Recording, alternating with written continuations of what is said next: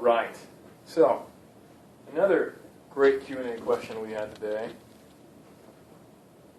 was, not today, I keep giving you time frames. I have no idea when this Q&A came in. I don't know how frequently we do them or when we post them.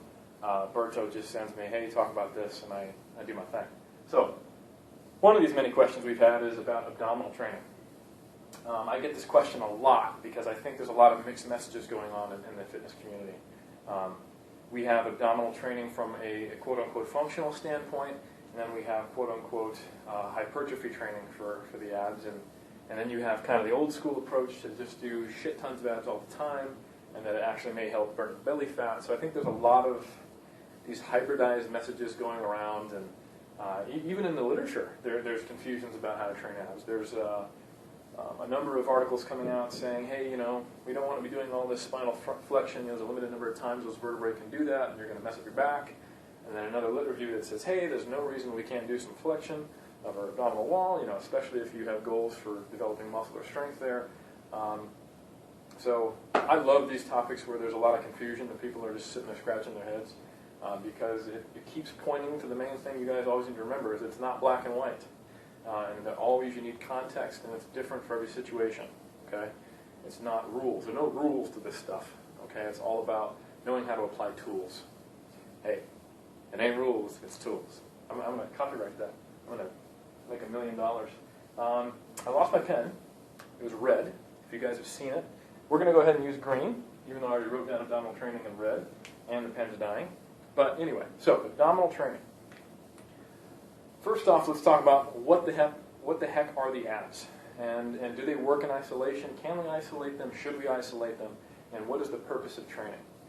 So really, for the weightlifter, there's a couple of things we want.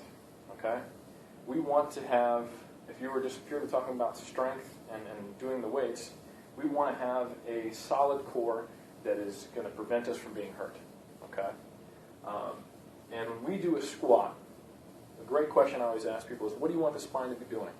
They think about it. You don't want it to be doing a damn thing. You want that spine to stay in the same position, move down in between your legs, and back up underneath the bar. You don't want it flexing and doing all kinds of weird movement and putting all kinds of forces on your vertebrae and bulging a disc and hurting your back. Okay? So what that means is that while we're lifting, we want to be able to have a solid, isometric, immobile core. Okay? So I think a big focus of the training that we need to have is to be able to have a strong core that just isometrically contracts. And in fact, if you actually look at the function, the structure of the core, right? We've got the six-pack, okay? We've got these obliques on either side. We've got a transverse abdominis going wrapped around it like an internal weight belt. We've got these lats that have this broad insertion on the back. We have the QL, we've got the psoas inserting on the other side of that, okay? That picture I just drew looks like I just went like this, okay? The reason being is there's an incredible amount of musculature, semi-soft tissue, fascia, and all this stuff that just crosses the hip joint to provide that stability.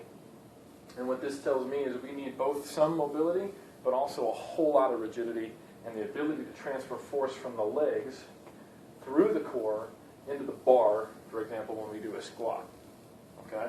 Or to maintain rigidity here when the bar is here and we're trying to rip it off the ground with a deadlift or a clean, okay?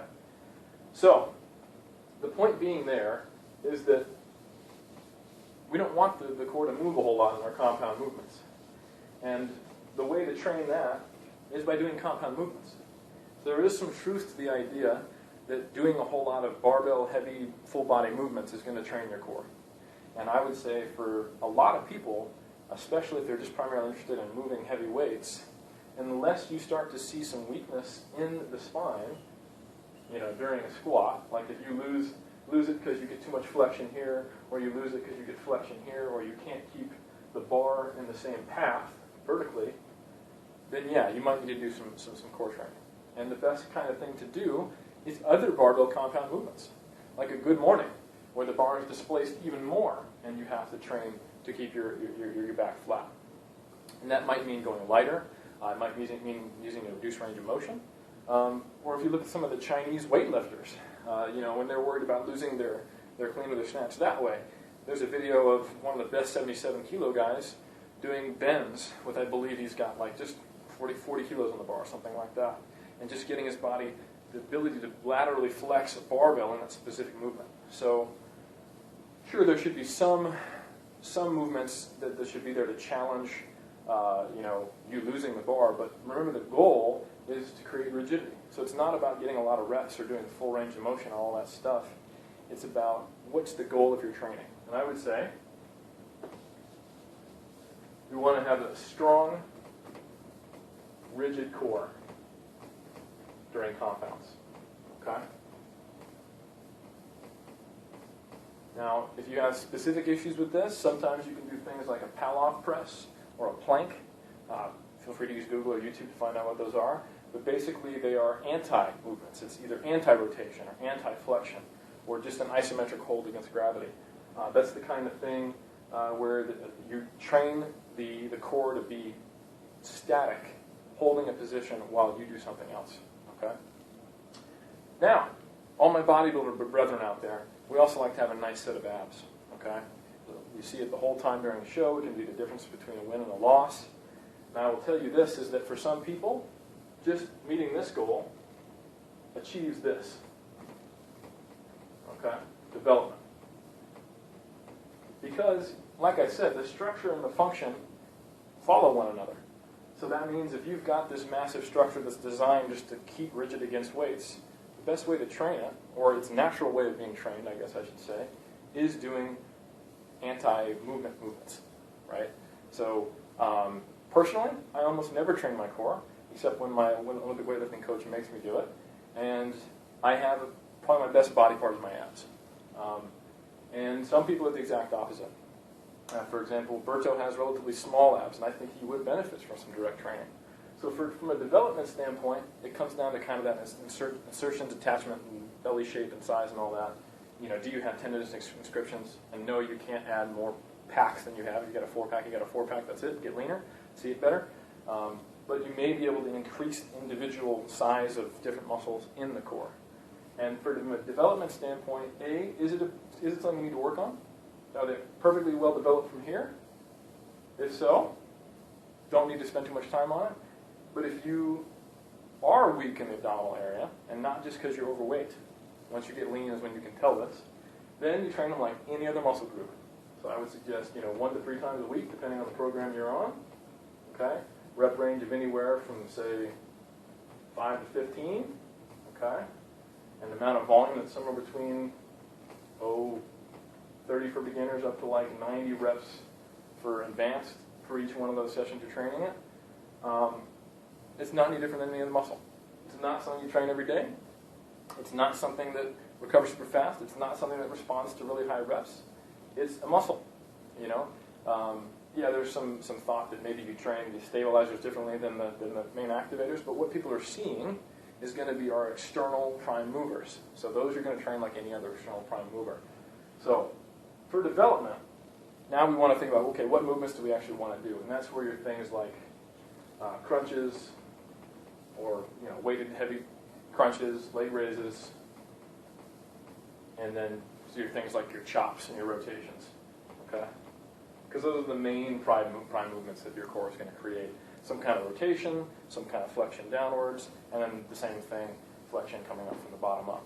Okay? Some things to keep in mind here is that if we're going for development, you might want to try to isolate it to where you're trying to work it.